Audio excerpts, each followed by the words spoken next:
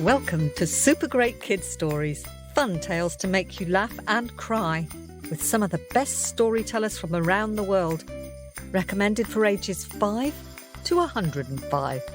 I'm Kim, and I love stories. This is a story about a little fish and a star who both have secret wishes to explore beyond their own small world. It's written and told by our storyteller, Pamela Marre. Maybe you could draw a picture of the fish and the star and send it to us via our website at supergreatkidstories.com. Once upon a time, in a lake between mountains, there were fish. And among those fish, there was one very young fish who was nevertheless a great explorer. While his brothers and sisters swam close to their parents, this little fish swam a little further and then a little further, nosing about the rocks and weeds at the bottom of the lake, and then swimming higher into the middle waters, getting to know the different currents before exploring the changes of light near the surface. The little fish had a very long tail, and I don't know whether it was because he swam so much that his tail grew so long, whether it was because he had such a long tail that he swam so much, but whichever it was, when he swam, his tail would stream out behind him like ribbons. Before long, the little fish had swum the length and the width of the lake many times, and the lake, which had once seemed so enormous to him, now seemed very small, and he wanted to see much more. And so, one day, he took himself to the end of the lake and began to swim faster and faster and faster until he gathered all his energy and he leapt clean out of the water into the air with his tail streaming out behind him. And although he quickly fell back into the water, still he had time to see that out of the water there were many more sights to be seen. The little fish practiced jumping, using his fins like wings, but found the sunlight so bright it hurt his eyes, and so he stopped. But when the light faded and day turned into night, the fish tried jumping again, and found that now that the sky was dark, the air was cool. The moon shone with a soft and gentle light, and the stars sparkled in the black sky. And so the fish carried on jumping, getting to know the shapes of the rocks and the trees around the lake. But still he wanted to see more. He turned his eyes to the heavens and called to the stars. "Oh, stars, how lucky you are up there, with so much space in which to swim, able to look down on the whole of the world. How I wish I could be up there with you." When he jumped again, how surprised he was to hear a voice come back in answer. "Oh, fish, how lucky you are, down there surrounded by living things. How I wish I could be down there with you."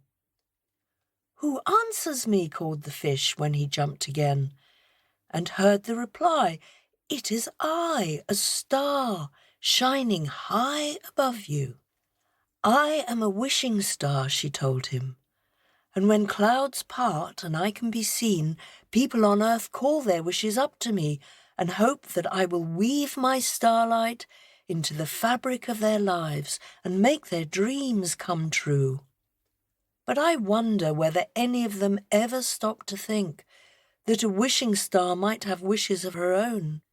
I would love to be down there in the middle of life, feeling air and water against my skin as you do." In his turn, the fish told the star of how his lake, which had once seemed so very large, now seemed so very small, and how he longed to look down upon the whole world just as the star could. "I have a thought," cried the star. "I have heard your wish, of course, because I am a wishing star. But you have heard mine, so perhaps you are a wishing fish? Do you think that if we both wished very hard at the same time, we might be able to change places? Was it possible? The little fish didn't know, but he was willing to try, and so he went to the end of his lake. He turned and he began to swim, faster and faster through the water, until, gathering every last ounce of his strength, he leapt clean out of the water into the air, with his tail streaming out behind him like ribbons and gleaming in the starlight.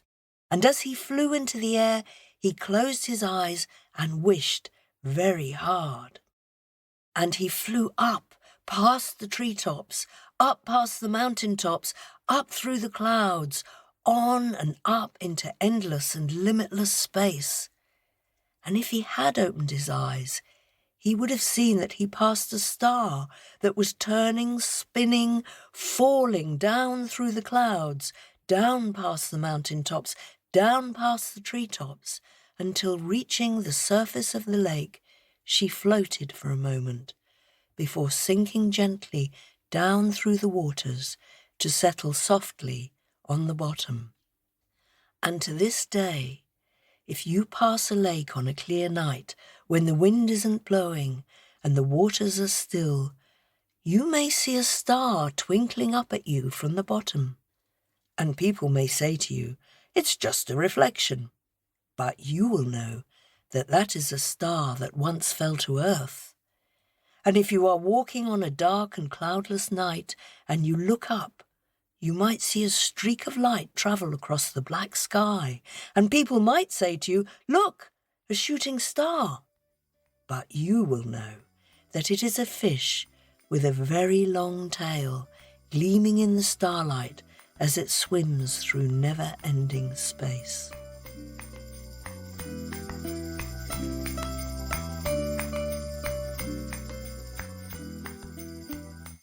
Thanks to Pamela Marre for that. Oh, I love that story, don't you? It makes me think that lots of things are possible, even if you're just a little fish.